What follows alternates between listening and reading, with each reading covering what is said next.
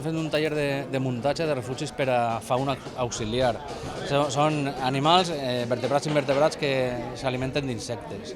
Són aliats contra plagues agrícoles, urbanes i forestals. No?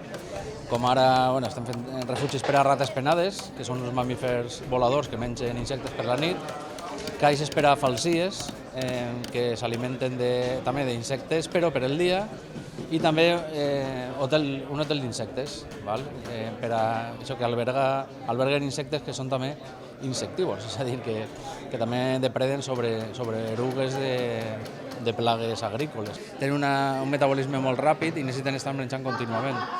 De fet, les rates penades, només una rata penada pot arribar a consumir entre 1.000 i 2.000 mosquits en una sola nit. I després també per a algunes plagues dels jardins, per exemple de la papallona del gerani, que és una eruga, n'hi ha unes espècies d'insectes, abelles i avespes depredadores que depreden sobre aquestes erugues. Contribueixen a mantenir una mica l'equilibri sobre aquestes plagues. A les ciutats, clar, d'un temps cap així, les construccions estan millor fetes, i algunes espècies de fauna que habitaven en les escletxes, en les teules i demés, cada volta tenen menys llocs perquè estan les cases millor acabades.